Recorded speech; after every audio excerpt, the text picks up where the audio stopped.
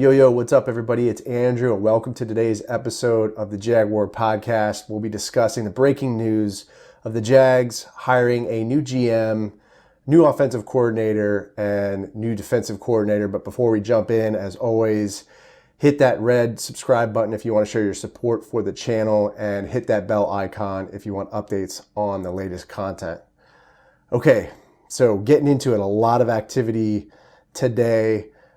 With the Jaguars, they hired interim GM Trent Baalke as the official Jaguars GM, and then we made a couple hires at offensive coordinator and defensive coordinator. We hired former Lions interim head coach Darrell Bevell, and then former defensive line coach Joe Cullen. He was a coach at the Ravens and also a coach with the Jaguars, I believe during 2010 through 2012 with Jack Del Rio. So I'll be getting into that. I want to start off with, Trent Baalke and kind of my thoughts on this hire. I don't like it. I don't know why we didn't just wait and kind of consider more options. I mean, there's so many GM candidates out there to choose from. There's Mike Borgonzi from Kansas City. There was Joe Ortiz from the Baltimore Ravens, head of player personnel. There was Rick Smith from, former Texans GM. I feel like there were so many candidates that we could have chosen from, and we just didn't do that. We just went with the guy who was the interim GM after Dave Caldwell was fired. And I just don't understand that move by Shad Khan. I mean, it just doesn't even seem like it's really an upgrade from what we had previously with Dave Caldwell. And I'll tell you why, because, Trent Baalke's record, his draft record is not good. Not many of those players that he drafted are still in the league. He did have a decent winning record with the 49ers. During his 6-year tenure there. I think he was like 51-44, had a couple of playoff appearances and also a Super Bowl appearance, which is good. But really my concern is his draft record. And since we have the number 1 pick and also the 25th pick in the first round and a bunch of draft capital to work with, my concern is that he totally screws this up for us. And it's got me worried. And I think the big question here is how much power is Trent going to share with Urban? Is Trent going to be making all the player personnel decisions, or is Urban Meyer? I think that's the big question mark, and that's going to be really the key factor in making this relationship successful.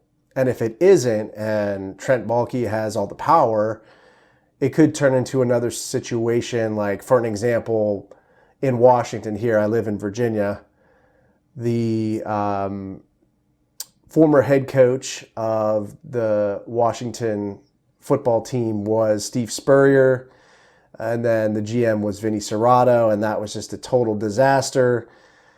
And, Steve Spurrier wasn't even allowed to draft any of the players his first year. I mean, he essentially said in an interview that he didn't even draft the team his first year, and then he ended up leaving after the second year. And it was just a total disaster, and I fear that happening in Jacksonville. So, that's a big concern. But again, I don't really understand what the vision is for this team. Do they want to build an organization for the future? Is Baalke that guy, or is he just here temporarily? A ton of choices to work with, but instead we go with this guy. I'm trying to figure out where Shad's head is at. I just don't get it. It's just, there's a lot of question marks with this decision, but hopefully it works out.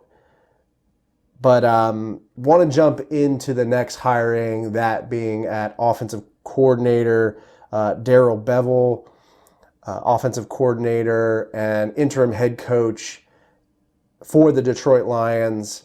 Not a very good record there, 5-11. This kind of reminds me of the Jay Gruden hiring. I don't think this is much of an upgrade either. Again, is Urban going to be calling the plays? Is this guy just there for, looks or whatever, or just for more of an administrative role. I don't know. I don't understand it. I felt like we could have maybe, done a little bit better with this personnel decision. But yeah, he'll be our offensive coordinator. I don't know too much else about him other than, his time at the Detroit Lions. What concerns me again is if we draft Trevor Lawrence, do we want this guy mentoring a young quarterback?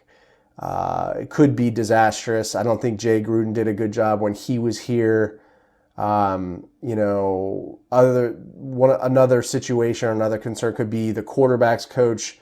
Who's that going to be? We had Ben McAdoo, last season. He didn't do a very good job, and, I don't think he'll be back.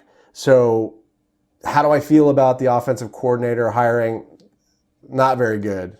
Kind of lukewarm. Not really much to write home about, to be honest. Then we jump into the defensive coordinator hiring. That is Joe Cullen he was coaching defensive line over at the Ravens.